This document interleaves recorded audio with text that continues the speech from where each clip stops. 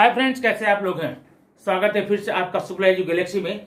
आज हम आपको एक नए टॉपिक पर लेकर चलेंगे, एक नए सब्जेक्ट पर लेकर चलेंगे। वो सब्जेक्ट है आपका साइंस। और हम आज साइंस के उस पड़ाव पर लेकर चलेंगे, उस बिंदु को टच करने वाले हैं जिसको पढ़ने के बाद में साइंस का जो केमिस्ट्री का पार्ट होता है, रसायन विज्ञान का पार्ट होता है, वो आपके लिए बिल्कुल आसान हो जाएगा। ठीक है, तो टॉपिक क्या है? वह टॉपिक आपको निचली कक्षाओं से लेकर के लास्ट तक, जब तक आप साइंस की दुनिया में रहेंगे तब तक वो टॉपिक आपको टच करता रहेगा। ठीक है, और अगर आज यहीं पे इसे कंफर्म कर लेते हैं तो आपकी बल्ले बल्ले हो जाएगी। और मैं आपसे वादा करता हूं, वीडियो पूरा देखने के बाद में कोई भी बच्चा कक्षा 8वीं से कम 10th 11th 12th भी चलेगा, बहुत खुश होगा, क्योंकि उसको आज वो चीजें मिलने वाली हैं जो कि शायद क्लास में आपको नहीं मिलती हैं, क्योंकि यह किसी पर्टिकुलर विषय का, लेसन का, चैप्टर का पार्ट नहीं होता है। ठीक है, लेकिन पढ़ाते समय जब टीचर आपको पढ़ाता है तो ये शब्दावलियां ऐसी आती हैं कि वो सब ये क्या होता है, वो कैसे होता है, ये कंफ्यूजन रहता है। तो वो कंफ्यूजन आपको अगली कक्षाओं में ना हो, इसके लिए आपको ये वीडियो पूरा देखना चाहिए। आइए देखते हैं।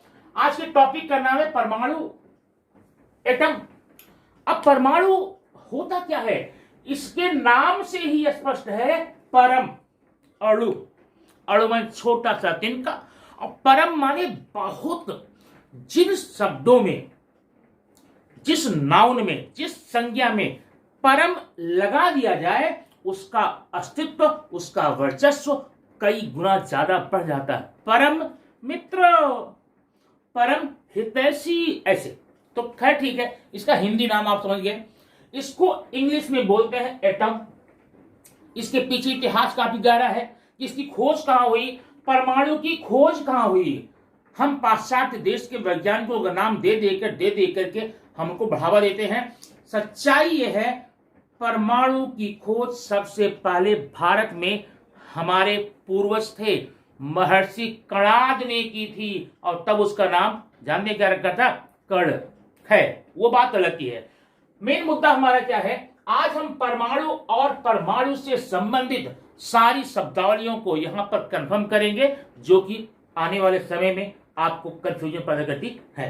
तो सबसे पहले हम इस परमाणु के देखेंगे परिभाषा। परमाणु की परिभाषा अगर कोई पूछता है तो क्या बोलेंगे? 3 चीजें। परमाणु बहुत छोटा होता है, याद रखना, परमाणु बहुत छोटा होता है। परमाणु को विभाजित नहीं किया जा सकता, दूसरा पॉइंट। तीसरा है, परमाणु को निरी आंखों से, निरी मीन्स विदाउट एनी इक्विपमेंट, बिना किसी सूक्ष्मदर्शी के, बिना माइक्रोस्कोप के हम परमाणुओं को देख नहीं सकते। ठीक है, अब इसी आधार पर इसको हम डिफाइन करेंगे, इसी के आधार पर इसकी हम परिभाषा बनाएंगे। क्या परिभाषा है? परमाणु वह छोटा से छोटा अविभाज्य कण है। परमाणु वह छोटा से छोटा अविभाज्य कण है जिसे निरी आंखों से देखना संभव नहीं है। ये इसकी परिभाषा हो गई। अगर इंग्लिश में करना चाहें, atom is the smallest, atom is the smallest and indivisible particles are invisible particles which cannot be divided. Atom is the smallest and invisible particle which cannot be divided, जिसे तोड़ा नहीं जा सकता। इसका मतलब परमाणु जब आप समझ गए, परमाणुओं को आप विखंडित नहीं कर सकते, आप तोड़ नहीं सकते। लेकिन आप ये मत समझिए परमाणु कोई सिंगल पार्टिकल है। परमाणु में 3 कण मिले हुए हैं, उन्हें बोलते हैं मौलिक कण। क्या बोलते हैं? हमारा जो परमाणु होता है 3 मौलिक कणों से मिलकर बना होता है। नंबर 1, उसको हम बोलते हैं प्रोटॉन। इसको दिखाते हैं P से, और इस पर जो आवेश होता है, चार्ज होता है, वो होता है प्लस। Number 2, electron. इलेक्ट्रॉन, ये इसको दिखाते हैं ई से, और इस पर चार्ज जो आवेश होता है वो होता है माइनस, नेगेटिव, ऋण होता है। अब तीसरा और अंतिम पार्टिकल है उसको बोलेंगे न्यूट्रॉन। इसको दिखाते हैं N से। अब इस पर कोई भी आवेश नहीं होता है, मतलब न्यूट्रॉन जो होता है वह उदासीन होता है, न्यूट्रल होता है। ठीक है, ये 3 पार्टिकल याद रखना। परमाणु छोटा से छोटा अविभाज्य कण है जिसे निरी आंखों से देख तो नहीं सकते हैं, विभाजित नहीं कर सकते हैं, लेकिन यह 3 मूल कणों से बना है। और वह मूल कण याद रखना 3 कौन कौन से हैं? Proton, electron, neutron. Proton positive है, इलेक्ट्रॉन नेगेटिव है और न्यूट्रॉन न्यूट्रल है। अब प्रश्न ये आया कि भैया ये प्रोटॉन रहते कहां हैं, कैसे रहते हैं? इसके पीछे भी इतिहास काफी लंबा है, क्योंकि मैं आपको मुख्य मुद्दे पर ले जाना चाहता हूं जहां आपको प्रॉब्लम होती है। इसलिए मैं इतिहास में न जाकर के कौन कौन ने खोजा क्या बताया, सीधे मुद्दे पे आते हैं। अब हम ये पढ़ेंगे कि ये जो पार्टिकल होते हैं, मूल कण होते हैं, वो किसी परमाणु में रहते कहां हैं? इकट्ठे एक परिवार की तरह रहते होंगे, एक घर में रहते होंगे, या इन लोगों के बीच में अलगौजी हो गई होगी, अलग रहते होंगे। आइए देखते हैं। तो सबसे पहले आपको परमाणु की संरचना देखनी पड़ेगी। अब परमाणु होता कैसे है जरा देखना। परमाणु के सबसे मध्य में यहां पर इसे बोलते हैं न्यूक्लियस। क्या बोलते हैं? न्यूक्लियस। ठीक है, ये अब इसको मैं मिटा देता हूं। इसी न्यूक्लियस में प्रोटॉन और न्यूट्रॉन होता है। यह है केंद्रक, और केंद्रक में प्रोटॉन और न्यूट्रॉन दोनों साथ साथ रहते हैं, कोई टेंशन इसमें नहीं होती है। और न्यूक्लियस के बाहर कक्षाएं होती हैं। क्या होती हैं? ये मैं लिखता हूं, कक्षा बोलते हैं। इसी को हम कोश भी बोलते हैं, इसी को कवच भी बोलते हैं। आपके यहां जो बोला जाए ले लेना। और इसी को हम ऑर्बिट बोलते हैं। क्या बोलते हैं? ऑर्बिट। ठीक। अब इसी केंद्रक के चारों तरफ वृत्ताकार कक्षाएं होती हैं। ये देखिए, अब इसको हम केंद्रक मानेंगे, ये मत काउंट कीजिएगा। पहली कक्षा ये है, दूसरी ये है, तीसरी ये है और चौथी ये है। अब ये 4 होती कितनी मैं आप बताऊंगा। तो सबसे पहले आप देखिए, प्रोटॉन और न्यूट्रॉन ये कक्षाओं में मिलेंगे। कभी प्रश्न आए, अब ये प्रश्न आपको कॉम्पिटिशनल में पूछा जा सकता है, एग्जाम में पूछा जा सकता है कि प्रोटॉन कहाँ होंगे, किसी परमाणु में प्रोटॉन की स्थिति कहाँ होती है, न्यूट्रॉन की कहाँ होती है, इलेक्ट्रॉन की कहाँ होती है। याद रखना, प्रोटॉन और न्यूट्रॉन दोनों ये नाभिक में ही पाए जाएंगे, और बाकी जो इलेक्ट्रॉन बचे ये इन कक्षाओं में भ्रमण करेंगे, स्थिर नहीं रहेंगे, भ्रमण करेंगे, मूवमेंट करेंगे। ठीक है। अब इसी के आधार पर हम आप बताएं, किसी भी परमाणु में जितने प्रोटॉन होंगे उतने ही इलेक्ट्रॉन होंगे, जितने प्लस होंगे उतने ही माइनस होंगे। याद रखना, किसी तत्व में मैंने बता दिया कि क्लोरीन एक तत्व है, उसमें प्रोटॉनों की संख्या 17 है, तो आप तुरंत बोलना भैया इलेक्ट्रॉन की भी संख्या 17 होगी। कोई पूछे क्यों, कहां जाना, इसको बोल देना मैं जानता हूं, मैं सर्वज्ञाता हूं, मैं सब कुछ जानता हूं। जब उसमें प्रोटॉन 17 है, इलेक्ट्रॉन भी 17 होगा। अब ध्यान देना, आगे हम पढ़ेंगे एक चीज, परमाणु संख्या। अब ध्यान देना शब्द पर, ये परमाणु संख्या है, इसको परमाणु क्रमांक भी बोलते हैं, इंग्लिश में बोलते हैं एटॉमिक नंबर। Atomic number. अब परमाणु संख्या किसे कहते हैं, परमाणु क्रमांक किसे कहते हैं? सिंपल सी परिभाषा बोलना, किसी तत्व के नाभिक में पाए जाने वाले प्रोटॉनों की संख्या को परमाणु क्रमांक कहते हैं, या किसी भी तत्व में पाए जाने वाले इलेक्ट्रॉनों की संख्या को परमाणु क्रमांक कहते हैं, या किसी भी तत्व में पाए जाने वाले प्रोटॉनों अथवा और नहीं, प्रोटॉनों और नहीं, किसी भी तत्व में पाए जाने वाले प्रोटॉनों अथवा इलेक्ट्रॉनों की संख्या को परमाणु क्रमांक कहते हैं। Atomic number of any atom is the number of proton और इलेक्ट्रॉन इन द एटम। ये होकर डिफाइन हो गया परमाणु क्रमांक का, परमाणु संख्या का। ठीक है। अब परमाणु संख्या को दिखाते हैं किससे जानते हैं? जेड से। ध्यान देना, तीन चीज हो गई, P for proton, E for electron, Z for atomic number. तो किसी भी परमाणु में इन तीनों चीजों में से कोई भी आपको एक मिल जाए, अब बाकी दो बता देना, ठीक है। अगर परमाणु क्रमांक 17 है, इलेक्ट्रॉन भी 17 होगा, प्रोटॉन भी 17 होगा। अब इसी बात पर मैं एक बात और बताना चाहूंगा, कोई भी तत्व है, सारे के सारे तत्वों में धन आवेश प्रोटॉन भी है और ऋण आवेश इलेक्ट्रॉन भी है, फिर भी किसी भी तत्व जो होते हैं, परमाणु जो होते हैं, वह विद्युत दृष्टि से उदासीन होते हैं। Atoms are neutral, atoms are neutral. परमाणु जो होते हैं उदासीन होते हैं। क्यों? सीधी बात है। सीधी बात क्या है? किसी तत्व में मान लो 17 प्रोटॉन है, 17 इलेक्ट्रॉन है, ये प्लस है, ये माइनस है, कितना आएगा? प्लस माइनस इक्वल हो गए। जब दोनों इक्वल हो गए तो पूरा परमाणु क्या हो गया? न्यूट्रल हो गया। ठीक है, तो ठीक है। अब इसके बाद में आप यहां पर एक चीज और देखेंगे, परमाणु संख्या, परमाणु क्रमांक आपने देख लिया। अब ये है परमाणु भार, परमाणु द्रव्यमान, एटॉमिक वेट, एटॉमिक मास। ये क्या होता है? ये बराबर होता है P प्लस N। अब ये देख कर आप समझ गए, P क्या है? प्रोटॉन, N क्या है? न्यूट्रॉन। सीधे बोलो ना, किसी तत्व में पाए जाने वाले प्रोटॉनों और न्यूट्रॉनों की संख्या के योगफल को परमाणु द्रव्यमान कहते हैं। या किसी भी परमाणु के नाभिक में पाए जाने वाले प्रोटॉनों और न्यूट्रॉनों की संख्या के योगफल को क्या बोलते हैं? परमाणु भार बोलते हैं ना। Atomic mass is the sum, atomic mass is the sum of proton and neutron in any atom और इन एनी ऑर्बिट। इसको दिखाते हैं ए से। एटॉमिक मास का संकेत क्या है? ए।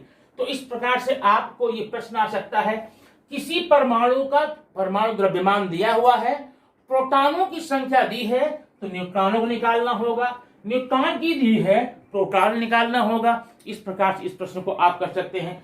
अब आइए हम देखते हैं आगे और परिभाषिक शब्दावलियां। परिभाषिक शब्दावलियों में पहले आपको पढ़ना पड़ेगा कवच, कोश, कक्षा और ऑर्बिट। ठीक, ये कक्षा क्या है, ये कोश क्या है, एक कवच क्या है, तीनों की परिभाषा मैं इकट्ठे बताऊंगा थोक भाव से। कवच क्या होता है? किसी परमाणु के नाभिक के, किसी परमाणु के नाभिक के चारों तरफ का वह वृत्ताकार मार्ग जिसमें इलेक्ट्रॉन गमन करते हैं, जिसमें इलेक्ट्रॉन मूवमेंट करते हैं, जिसमें इलेक्ट्रॉन भ्रमण करते हैं, उसे हम क्या बोलते हैं? कक्षा बोलते हैं। क्या होगी कक्षा? कक्षा क्या हो गई? कवच क्या हो गया? कोश क्या हो गया? नाभिक के चारों तरफ का वह वृत्ताकार मार्ग, वह वृत्ताकार मार्ग जिसमें इलेक्ट्रॉन भ्रमण करते हैं, उसको हम क्या बोलते हैं? उसको कक्षा बोलते हैं, ऑर्बिट बोलते हैं। What is the orbit? Orbit is A round path around the nucleus in which electrons are always moving। ठीक है, तो ये आपका हो गई डिफरेंशियल हो गई। अब देखेंगे ये कक्षाएं आखिर होती कैसे हैं और कितने प्रकार की होती हैं। क्या कक्षाएं अलग अलग हैं? हाँ, अलग अलग हैं। देखिए, ये मैं कक्षा ऑर्बिट की बात बता रहा हूं। कक्षाओं का प्रकार जो होता है, प्रकार टाइप 4 है। कितने? 4। पहली कक्षा, सबसे पहले ये देखो, ये कक्षा, ये वाली नंबर 1 2 3 4। पहली कक्षा, दूसरी कक्षा, तीसरी कक्षा, चौथी कक्षा। अब इस कक्षा को संकेत में बोलते हैं के, यहां पर एल, यहां पर एम, यहां पर एन। इन कक्षाओं का नाम है के एल एम एन 1 2 3 4, के एल एम एन 1 2 3 4। ठीक है, तो पहली कक्षा के है, दूसरी एल है, तीसरी एम है, चौथी एन है। लेकिन ये सिर्फ 4 कक्षाएं नहीं है। कक्षाओं की कुल संख्या हो सकती है कितनी? 7। कितनी? ध्यान रखना इस बात को, कंफ्यूज मत होना। कक्षाओं के प्रकार 4 हैं। जरा देना, प्रकार और संख्या अलग अलग चीज है। कक्षाओं के प्रकार 4 है, टाइप 4 है, लेकिन इनकी संख्या हो कितनी सकती है? 7 हो सकती है। अब देखो, तो जब यहां पर मैं लिखूंगा, जरा इसको मिटा दूं, कक्षा संख्या 1, ये देखो यहां पर ऑर्बिट 1 2 3 4 के एल एम एन, ये 4 कक्षाएं आपकी हो गई ना। अब इन 4 कक्षाओं की जो संख्या है 7 होगी, तो क्या करेंगे? जब कक्षा 5वीं आए ना, ध्यान रखना, बहुत इंपॉर्टेंट बात बता रहा हूं, जब कक्षा 5वीं आएगी, 5th आएगी, तो आप यहां 5th नहीं 4 लिखेंगे, 6th आएगी तो 3 लिखेंगे, 7th आएगी तो 2 लिखेंगे। इस प्रकार 7 कक्षाओं को आप कक्षा नंबर 1 2 3 4 4 5 1 2 3 4, अब 4 बाद 3 4 3 2, उल्टा चलेगा, 1 2 3 4 4 3 2, बस 7 कक्षा। संख्या क्या होगी? नाम इनका KLMN, ये भी N, ये भी N, ये भी L, माने ये कक्षाओं की आपके प्रकार के आधार पे हो गए। याद रखना 7 कक्षाएं हैं, तो कभी भी उनको कक्षा नंबर 1 2 3 4 7 नहीं जाओगे। KLMN OP QR आप नहीं पढ़ोगे, आप इसको पढ़ते समय KLMN NML 1 2 3 4 4 3 2, ठीक है। अब इसके बाद में हम देखेंगे इन कक्षाओं में इलेक्ट्रॉन रहते हैं, तो क्या सारी कक्षाओं में इलेक्ट्रॉन इक्वली रहते हैं, कि घटते क्रम में रहते हैं, कि बढ़ते जाते हैं? आखिर नियम क्या है? इनमें इलेक्ट्रॉनों रहने का नियम क्या है? तो नियम आप देखेंगे यहां पर ध्यान से, इसका नियम होता है 2n²। अब ये 2 क्या है? देखो यहां पर मैं बता रहा हूं कौन सी कक्षा में कितने इलेक्ट्रॉन, मैक्सिमम इलेक्ट्रॉन रह सकते हैं। 2 मीन्स 2 और n means number of orbit, कक्षा की संख्या, माने 1²।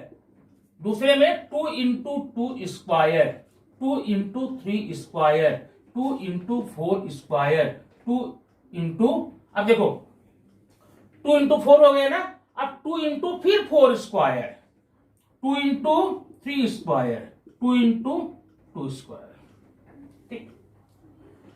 अब देखते क्या है, 1 1 जा 1 2 जा 2, मीन्स पहली कक्षा में मैक्सिमम इलेक्ट्रॉनों की संख्या 2 हो सकती है। माने पहली कक्षा मतलब मेरा कहानी क्या है, ऑर्बिट नंबर L में, ऑर्बिट नंबर L में इलेक्ट्रॉन्स की संख्या 2 होगी।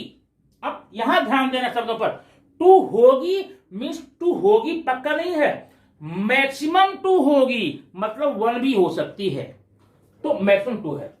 कक्षा नंबर 2 में 2 2 जा 4 2 जा 8, यहां मतलब 8। दूसरी कक्षा में माने L ऑर्बिट में मैक्सिमम इलेक्ट्रॉनों की संख्या 8 चलेगी।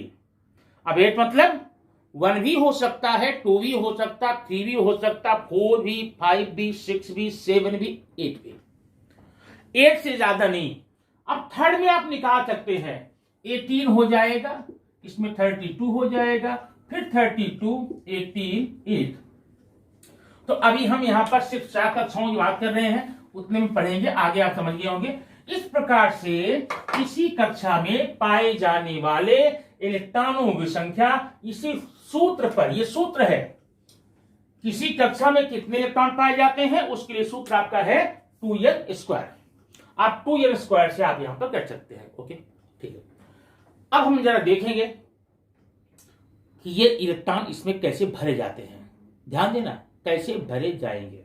अब यहां पर हम आपका 2-3 एग्जाम्पल लेकर बताएंगे इलेक्ट्रॉनों का हम संरूपण कैसे दिखाएं, डिस्ट्रीब्यूशन कैसे दिखाएं। अब आगे ये बहुत ही इंपॉर्टेंट होने वाला है, क्योंकि इसी के आधार पे आप बता सकते हैं कि जो तत्व है वह मेटल है कि नॉन मेटल है, कि न्यूट्रल है या इनर्ट गैसेस है। ठीक है, आप ये बता सकते हैं वो धातु है अधातु है, आप बता सकते हैं वो ऋणात्मक है धनात्मक है, आप बता सकते हैं उसकी संयोजकता कितनी होगी, आप बता सकते हैं कि वह किससे किससे संयोग करेगा। कैसे? इलेक्ट्रॉनिक विन्यास के आधार पे। अब सबसे पहले हम यहां लिखते हैं H1 He2 लिथियम 3 बेरिलियम 4। अब देखना, अभी आपको जब कोई बोले इसका इलेक्ट्रॉनिक विन्यास बताइए, तो आप एक काम करना, ये आपका पहला हो गया नाभिक, न्यूक्लियस, ठीक है। पहली कक्षा बनाएंगे। अब हम हाइड्रोजन को देख रहे हैं, तो हाइड्रोजन का परमाणु क्रमांक कितना है? 1 है, और उसमें पहली कक्षा में कितने इलेक्ट्रॉन आने चाहिए? 2। फर्स्ट ऑर्बिट में होने चाहिए 2, लेकिन दुर्भाग्यवश या सौभाग्यवश जो भी मान लो, आपके पास है कितने? 1। तो आप यहां 1 हट लिख करके हट जाइए, आपका काम हो गया, इसका इलेक्ट्रॉनिक विन्यास हो गया। अब अगर हम हीलियम की बात करें, ये आपका न्यूक्लियस हुआ, ये आपका ऑर्बिट हुआ। अब हीलियम में इलेक्ट्रॉनिक नंबर कितना है? 2। आप यहां 2 कर दीजिए, हो गया। ऐसे लिथियम में जाइए, लिथियम में 3 है। अब ध्यान देना, यहां पर फर्स्ट ऑर्बिट में 2 हो गया, 3 था ना, तो तीनों आप यहां नहीं रख सकते, क्योंकि पहली कक्षा आप पढ़ के आ रहे हैं बेबी कि पहली कक्षा में फर्स्ट ऑर्बिट में केवल 2 ही इलेक्ट्रॉन हो सकते हैं, जबकि आपके पास था कितना? 3। तो 2 आपने इसको दे दिया, अब ये तो छोड़े नहीं, उसके लिए आपको नई कक्षा का निर्माण करना पड़ेगा। ये कक्षा नंबर 2। अब कक्षा नंबर 2 में कितने इलेक्ट्रॉन्स आते हैं? 8। और आपके पास अभी रिमेनिंग कितने हैं? बचे कितने? 1। आप यहां पर करेंगे 1। अब इसका इलेक्ट्रॉनिक विन्यास होगा 2 and 1, 2 and 1, ठीक है। अच्छा, थोड़ा बड़ा लेता हूं मैं। अब बड़ा मैं लूंगा कहां तक? 18 तक। ये देखिए, मैंने ले लिया क्लोरीन, इसका इलेक्ट्रॉनिक नंबर 17 है। मैंने ले लिया एल्यूमिनियम, इसका 13 है, ठीक है। और लो कुछ बस, हो गया। मैंने ले लिया मैग्नीशियम, इसका 12 है। अब देखते हैं 17 का।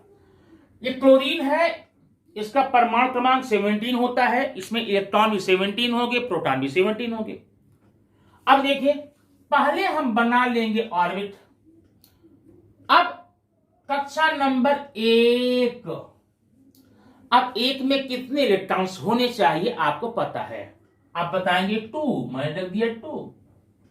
ध्यान देना, 17 है, 2 आपने रख दिया, अभी 15 बचे हुए हैं।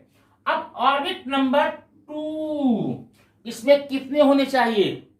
आपके पास 15 बचे ना, तो 15 नहीं डालना है, इसकी कैपेसिटी जितनी है, इसकी योग्यता जितनी है, इसकी अभिरूप क्षमता जितनी, उतना डालेंगे। आप यहां डालेंगे 8, 1 2 3 4 5 6 7 8, ठीक है। 8 to 10 हो गए। अभी आपके पास कितने बचे? 7। तो आप थर्ड ऑर्बिट बनाएंगे। थर्ड की जो कैपेसिटी होती है वो 18 की होती है, और आपके पास तो 80 है ना, आप कर लीजिए। 1 2 3 4 5 6 7 है। 1 2 3 4 5 6 7, इसका 2 8 7, इसका इलेक्ट्रॉनिक कॉन्फ़िगरेशन 287 होगा, ठीक है। अब इसी प्रकार से एल्युमिनियम का देखेंगे। एल्युमिनियम में कितना होगा? फर्स्ट ऑर्बिट में 2, थर्ड में 1 2 3 4 5 6 7 8, और नेक्स्ट में 1 2 3, देखिए 2 8 3, आप देख लीजिए, इसका आपका 13 आएगा। इस प्रकार से आप इसका 282 हो जाएगा, आप कर सकते हैं। लेकिन ये बताने का जो मकसद है अभी पूरा नहीं हुआ है। एक एग्जांपल हम लेंगे और तब आपको यहां पर बताएंगे कैसे होता है। ध्यान देना, ये मैंने ले लिया सोडियम, अब यहां पर ले लिया क्लोरीन, इसका इलेक्ट्रॉनिक कॉन्फ़िगरेशन इलेक्ट्रॉन नंबर 11 है, इसका 17 है। चलो पहले हम दोनों का ऑर्डर बनाते हैं। ये हुआ 1 2 3 4 5 6 7 8 और 1 मीन्स 2 8 1, इसका 1 2 3 4 5 6 7 8, 1 2 3 4 5 6 7, 2 8 7। अब ध्यान देना है हमें, यहां पर है ये सोडियम Na, यहां पर है ये क्लोरीन Cl। अभी सोडियम पर कोई प्रकार का चार्ज नहीं है, मन न्यूट्रल है, हम लिखेंगे नहीं। क्लोरीन पर भी नहीं है।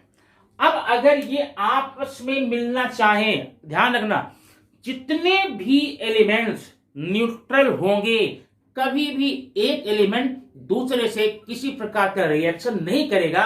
और जानते हैं, अगर ऐसा हो गया, हम ढेर सारी अनोखी चीजों से वंचित रह जाएंगे। जब दो चीजें आपस में क्रिया करके एक नई चीज का निर्माण करती हैं, वो हमारे काम में आता है। ठीक है, अब ये सोडियम और क्लोरीन अगर आपस में मिलकर के मिलकर के बनाती हैं सोडियम क्लोराइड। ये देखना, सोडियम क्लोराइड, इसे बोलते हैं टेबल साल्ट, नमक जो आप खाते हैं।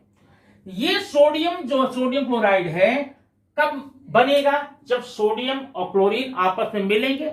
और सोडियम और क्लोरीन आपस में कब मिलेंगे? जब इन पर कोई चार्ज आएगा, जब कोई आवेश आएगा। ठीक है, तो ये आपस में मिलना। अब अगर ये सोडियम और क्लोरीन आपस में मिलना चाहें, ये सोडियम जाता है क्लोरीन के पास, कहता भाई मुझे तो आपसे मैत्री करनी है, आपसे रिश्ता करना है। ठीक है, आप बड़े अच्छे हैं, स्वस्थ हैं।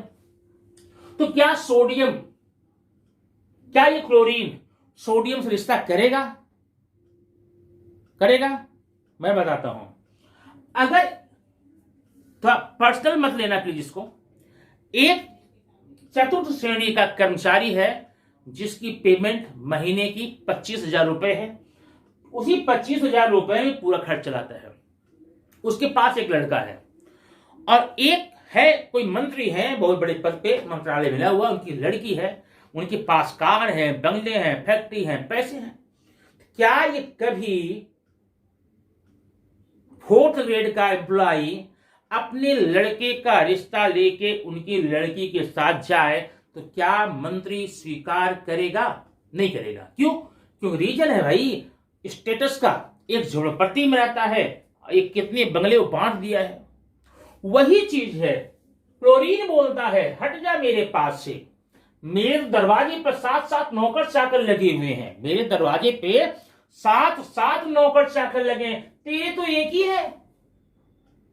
और रिश्ता कब होता है? जब बराबरी का हो दोनों।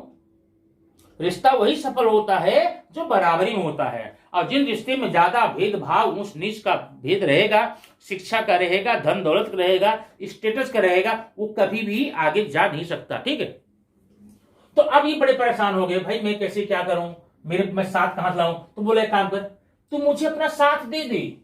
साथ देगा एक, मेरे पास 8 हो जाऊंगा मैं और तेरे अंदर 8 हो ही जाएगा। तो ऐसा भी संभव नहीं है।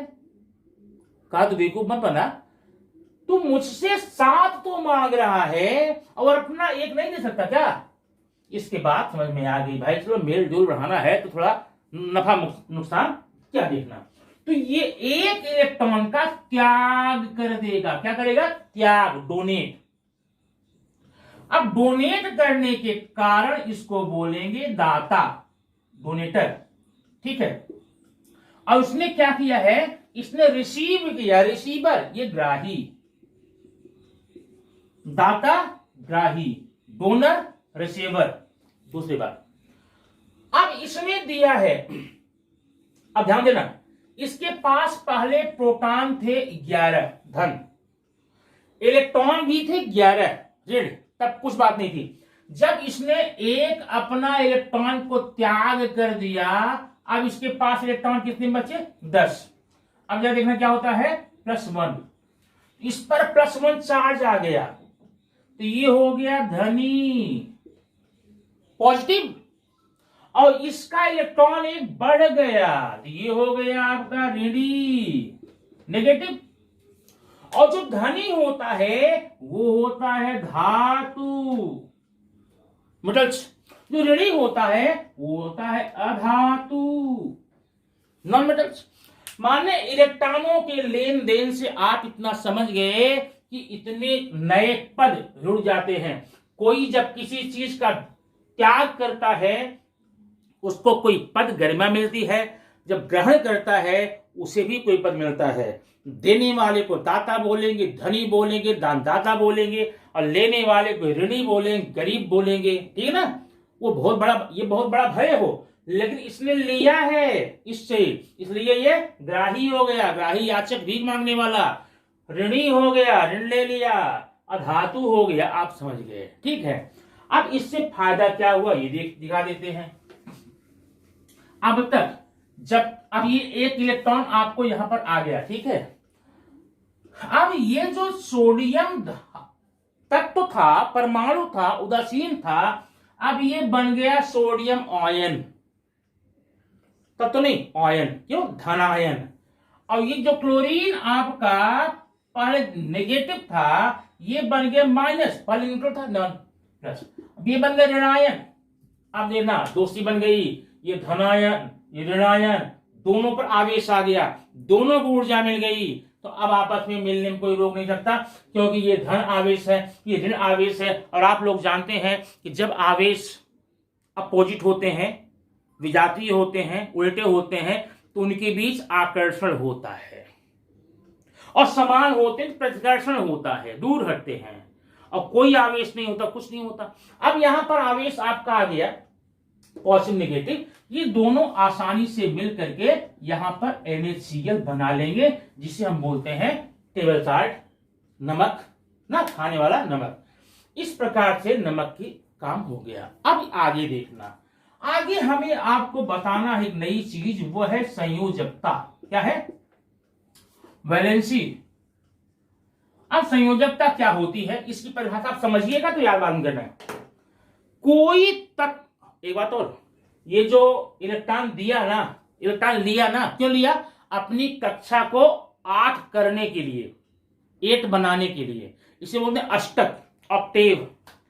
कोई तत्व इलेक्ट्रॉनों का त्याग करता है या इलेक्ट्रॉनों को रिसीव करता है, उसका मकसद सिर्फ एक होता है, उसके ऑक्टेव कंप्लीट हो जाए, उसके अष्टक पूरे हो जाए। ये अष्टक पूरा करने के लिए, बात समझ भाई? अच्छा, तो अब परिभाषा देखो, कोई तत्व अपना अष्टक पूरा करने के लिए जितने इलेक्ट्रॉन का परित्याग करता है या ग्रहण करता है, उसे हम उस तत्व की संयोजकता बोलते हैं। फिर से, कोई तत्व अपना अष्टक पूरा करने के लिए, ये देखना, अष्टक पूरा करने के लिए जितने इलेक्ट्रॉन्स का त्याग करेगा या जितना ग्रहण करेगा, उस इलेक्ट्रॉन की संख्या को हम संयोजकता कहते हैं। यह शॉर्ट में परिभाषा है, संयोग करने की क्षमता को संयोजकता कहते हैं। एज इट इज, जैसे आप किताब में उतार लिख सकते हैं, ठीक है। तो ये हो गई संयोजकता। अब इसकी संयोजकता कितनी हुई? 1, लेकिन जो दिया है वो धनी +1, इसकी हो गई -1, +1 -1, ठीक है। अच्छा, अब इसके आधार हम आगे बताएं, आपको ध्यान देना। अब यहां पर ध्यान क्या देना, ध्यान कि कौन तत्व देगा जिनके बाहर इलेक्ट्रॉनों की संख्या 1 होगी या 2 होगी या 3 होगी, वो तो देगा। कितना देगा? 1 2 3। और जिनके बाहर 5 होगी वो लेगा। कितना लेगा? उतना लेगा ताकि उसका 8 पूरा हो जाए। मतलब 5 है तो कितना लेगा? 3, 6 है तो 2, 7 है तो 1, 8 है तो कुछ नहीं, न देगा न लेगा। अब आप ये समझ गए, देगा कौन? जिनके बाहर 1 2 3 होगा। लेगा कौन? जिनके बाहर 4 से ज्यादा होगा, 8 से कम। अब प्रॉब्लम आ गई हमको कहां?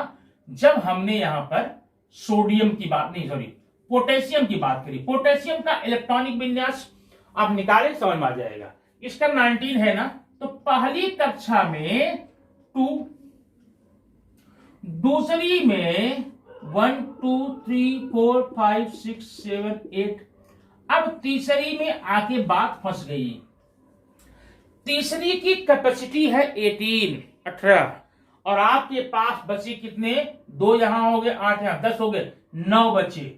अब मैं 9 डालूंगा, 1 2 3 4 5 6 7 8 9। अब 9 डाल दिया क्योंकि हमको नियम यही बोल रहा था, ऐसा करना चाहिए। लेकिन इससे प्रॉब्लम क्या हो गई बताता हूं। अगर आपको संयोजकता ज्ञात करनी हो या किसी तत्व से जुड़ना चाहे, तो इसके बाहर कितना होना चाहिए? 8, और है कितना? 9। अब ये 9 जो है 5 से ज्यादा है, 4 से ज्यादा है, इसका मतलब ज्यादा वाला लेता है। तो अगर उस नियम से ये ले लेगा तो इसके बाहर 10 हो जाएगा भाई, 8 कहां पूरा हुआ। तो आपने बोलने नहीं ये देगा, क्यों देगा? देता तो वो है जिनके बाहर 4 से कम होते हैं, इनके बाहर तो 4 से ज्यादा है। गाड़ी फंस गई काफी दिन तक, बाद में कुछ वैज्ञानिक आए होंगे, बताए भाई देखो, उनका वैज्ञानिक नाम था, जानते हो, बोरबरी। मिस्टर बोरबरी क्या बताया ऐसा है भाई, देखो किसी भी कक्षा में अगर वो कक्षा सबसे बाहर की है, ध्यान देना, अगर वो कक्षा सबसे बाहर की है उसमें 8 इलेक्ट्रॉन से ज्यादा आप नहीं रख सकते, भले ही चौथे नंबर कक्षा हो, तीसरे कक्षा हो। अब ये तीसरे नंबर कक्षा तो है, 18 होना चाहिए, लेकिन इसमें 8 से ज्यादा तभी रख सकते हो, पहले जाओ इसके बाहर की कक्षा में 2 रख के वापस आओ। 2 तो आप पास नहीं है, 1 है। अब इसका हो गया 2 8 8 1। अब कैल्शियम का अगर देखें 20 होता 20 होता है, इसका देखो 2 8 8 2 कैल्शियम का, माने पहली कक्षा में 2, दूसरी में 8, तीसरी में 8 रख करके यहां। अब जिसका परमाणु क्रमांक 20 से ऊपर होगा, मैंगनीज का मैं लेता हूं 25। अब 25 देखना, तो पहली कक्षा में 2, ध्यान देना, पहली कक्षा में 2, दूसरी में 8, तीसरी में 8, चौथी में 2, कितने हुए? 20 हुए। और आप बात है कितना? 25। अब ध्यान देना, जब आपने यहां 2 पूरा कर लिया तो जो इलेक्ट्रॉन्स आपके पास बचे हैं उसे ला करके इसमें मिलाइए। अब कब तक मिलाते जाएंगे? जब तक कि आप यहां पर 18 ना हो जाए, मतलब 5 बचे हैं, यहां लाओगे 8 5 13, इसका हो जाएगा 2 8 13 2। अब 26 होगा 2 8 14 2, 27 2 8 15 2, इस प्रकार से बढ़ा चला जाएगा। तो जब ये 18 पूरा हो जाए तब इसको आप 3 4 आगे पूरा करेंगे, ठीक है। इस प्रकार से आप इलेक्ट्रॉनिक विन्यास के द्वारा ढेर सारी बातें आप समझ सकते हैं, बता सकते हैं। अब इसका एटॉमिक साइज कितना होता है, परमाणु क्रमांक कितना होता है, आपने देख लिया। इसके अलावा अगर परमाणु पर संबंधित और किसी भी टॉपिक पर आपको कोई भी वीडियो चाहिए, आप स्टैंडर्ड 8th में हो, 9th में हो या 10th में हो, इस पर संबंधित विशेष टॉपिक, विशेष बातें, खास क्वेश्चन अगर आपको चाहिए तो आप कमेंट बॉक्स में जाकर जरूर बताइए, मैं जरूर आपके लिए वो वीडियो लेकर आऊंगा और अच्छे से लेकर आऊंगा। तब तक वीडियो एंजॉय कीजिए। थैंक यू वेरी मच, फिर मिलेंगे नेक्स्ट वीडियो में।